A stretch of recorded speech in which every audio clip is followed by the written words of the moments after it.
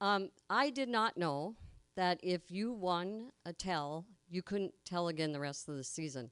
Really pissed me off. So I found that out in November when I told and won. And so last year I didn't tell until March. Yeah, so then I got to tell 2 times in a row. So anyway, it's been a long, dry winter for me. And so I didn't name my story. And the reason I didn't name it is because it was sort of my way of paying back for not having a topic. So, but I do think I should name this the Cliquey Bitches Plus One. So, and this is kind of appropriate since Globe University puts out the best massage therapists in town. Thank you very much. So I was not fortunate enough to be a Globe University massage therapy student because you guys weren't here yet. But the school I went to is no longer here either. So anyway, I went to massage school and about 12 years ago or so. And the way they did it then was you had an intro class, and your intro class was usually quite small. And then they took all these intro classes and they put them together, and they started a year-long process of becoming a massage therapist. So when I started, my intro class had like, I don't know, 3 or 4 people in it.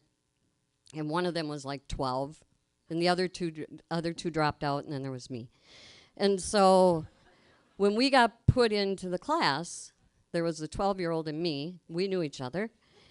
And then there were these 3 cliquey bitches that they went to the intro class together. And so they always sat together, and they always went to lunch together. And I kind of like to nickname people. I don't know if you've noticed that or not. But so, you know, the first week of school, and I'm old, right? Like, I'm old, and I'm one of the older, and although there was this lady that was like in her 70s, so that was cool. And so that made me feel much better. But anyway, so the first week of school, my husband would, you know, I'd come home and he'd say, hey, how was school? And I'd go, oh, it was really good, but there's these cliquey bitches, and, you know, like, they always sit together, and they always go to lunch together. And so this goes on for, like, you know, a week or two, and one day he's calls me up and he goes, hey, how was school? And I go, hey, not bad. I went to lunch with the cliquey bitches today. They asked me to lunch, and it was actually kind of fun. And now we're the cliquey bitches plus 1 because I would never be a cliquey bitch. So through this process of being one of the cliquey bitches, one of the cliquey bitches and I became like best friends. And her name is Chrissy, and I put a little note out to her on Facebook tonight when I was getting ready and said that she probably would really like to hear this story. So we make sure that it gets out there. I told her I'd send it to her. Anyway, she is a little bit older than me, and she has like hair that's, you know, a little bit wild, and she's got these eyebrows, right? And like, she's got these eyebrows, and she's very expressive when she talks. Like, you definitely know where she's at. And she's kind of a holy roller. Like, she can quote that Bible, but she loves to say the F word. And it's really, like, she smokes like a trooper, and then she'll quote you a Bible verse. I mean, she's like the best friend ever, right? Because, like, you can say fuck, and she doesn't care, and then pretty soon we're talking about God, and then she's lighting up a cigarette, and we gotta go stand outside so she can smoke, and it's all good. So we go through school together, and she lived in this small town in North Dakota, so she would come and stay in Fargo during the week, and we'd go to school, and then she'd go back home on the weekends. And so she didn't really like to drive in the city in Fargo. So whenever we went anywhere, she would say, we can take my car, but you can drive. And I'd be like, well, maybe we should just take my car and I could drive my car. So I always had to drive, okay? So she moved to Colorado, and she quit doing massage, and her husband live on this kind of up in the canyon by Vail, up in the mountains, right? Which is really interesting for somebody who doesn't like to drive. This is so good. You guys are going to love this story. Oh, my God, it's so good. So anyway, I fly out to Denver to visit her, and she makes it from Vail to the Denver airport. Not really sure how many packs of cigarettes that took. Not sure how many Bible verses that took. Don't really know how many times she dropped the F-bomb on that trip, but she made it there to pick me up. So we meet at the baggage area, and she hands me her car keys. And she says to me, okay, you have to drive. You have to drive us back now to Vail. And I'm like, okay, I can do that. I'll drive. Remember me, who was in that almost fatal car accident? You know, I don't have any problems with driving in the frickin' mountains in a place I've never been before. I don't know where the hell I'm going, but I'll drive. Okay, I'll do that. But you need to know where we're going. Yep, I know where we're going. So I drive. We go. We get to her place, and it's fine, and we do good. So it comes time for me to go home. I had a great visit with her. You know, she's like got this raspy, and she can sing "Hello, Dolly," like just knock your breath away. So we had a great time, and we had fun. So it comes time to take me back to the airport, and this is where it gets really good. So one of her neighbor ladies says, she goes, I feel kind of bad because we had to work so much when Carolyn was here. You know, and I feel like we didn't get to do much. And so this neighbor lady says, oh, I think when you take her back to the airport, you should take the long way around. And you should go, you know, the scenic way. And then you'll come through Estes Park, and oh, it'll be so pretty, and you guys will love it.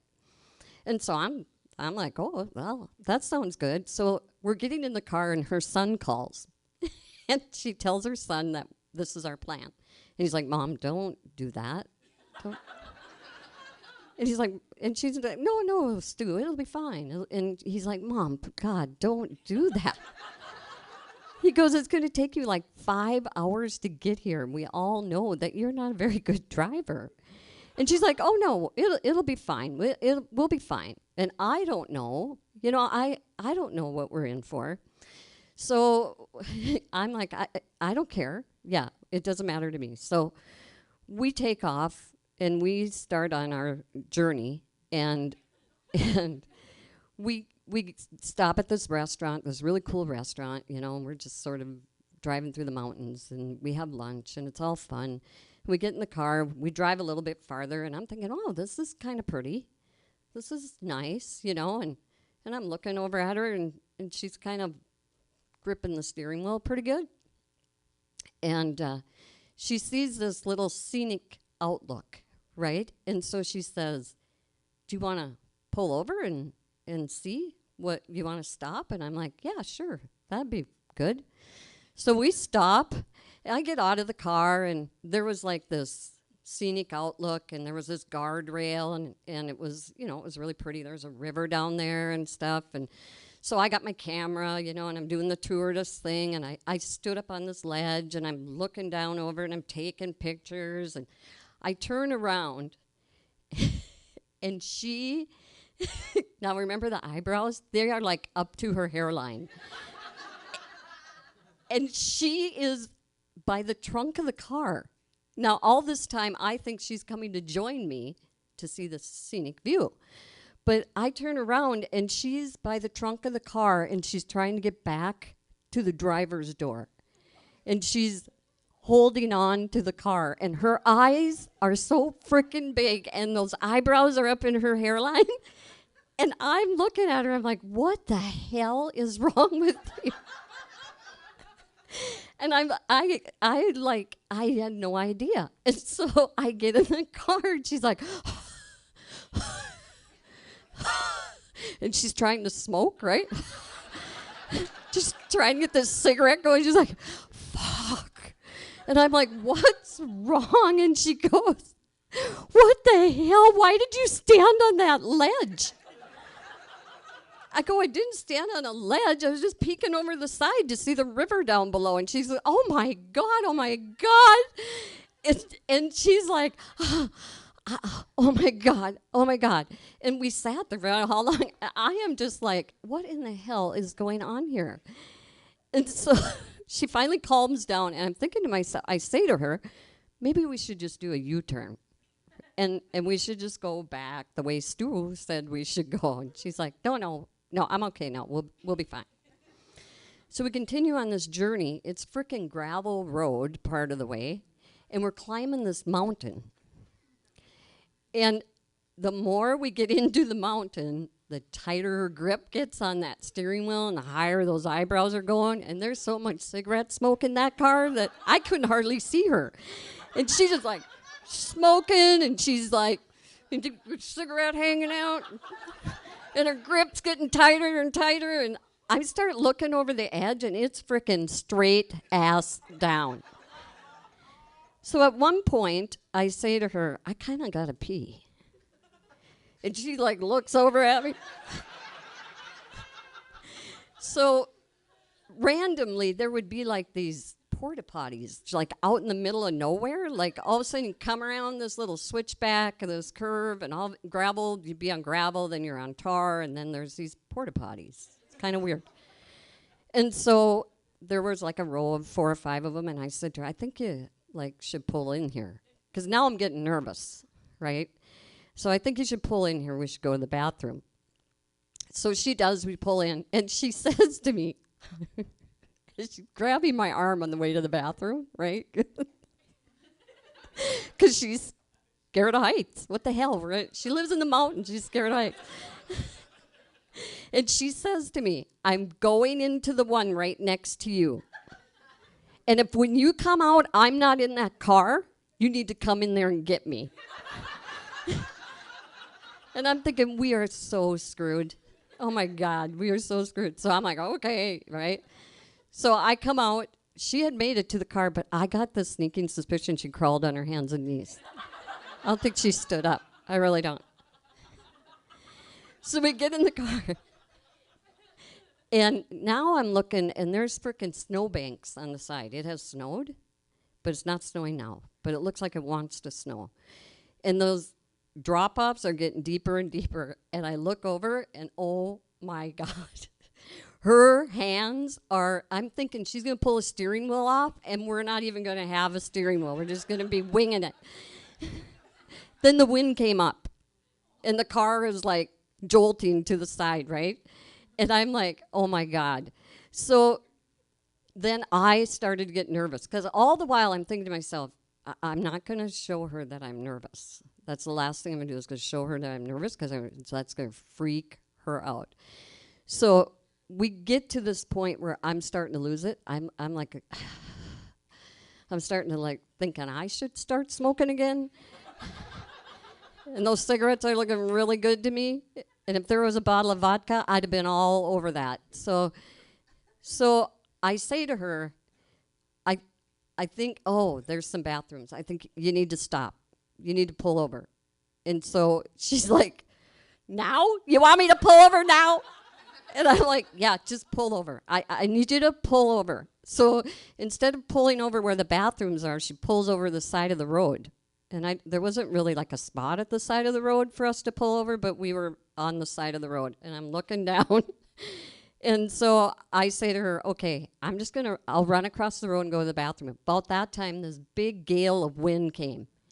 And she reaches over with both hands and goes, don't go.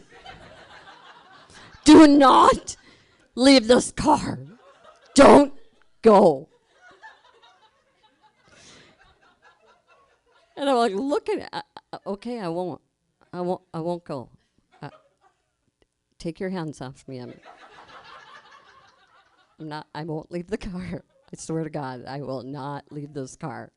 So we sat there for a few minutes, and we take off. And oh my God, I don't know how many. I swear it was like her son was right. It was like 5 hours going through this mountain. We finally I can tell now we're starting to go down. I'm feeling way better. She still is not. However, eyebrows are still up in her hairline. She's dragging on cigarettes. And we come into Estes Park, and we pull into this place. Now, I really do have to go to the bathroom by now, right? And so we pull into this place. She slams that car and park. I think she had 2 cigarettes going. I'm looking around going, sweet Jesus, could someone find me a bathroom, please? And so we finally land in Estes Park, and we still have a little ways to go, but we're going to be okay. And so, and my thing about this whole story was I thought about it, I was like, maybe I should call this, I should have known, because I just should have known that this driving thing was going to be an issue for her. But I didn't. And so anyway, we made it. Everything was good. We're still best friends. I have not been back to visit.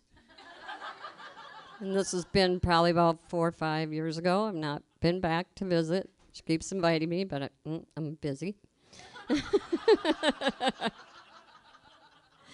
So that's my story about the Cliquey bitches +1. Thank you.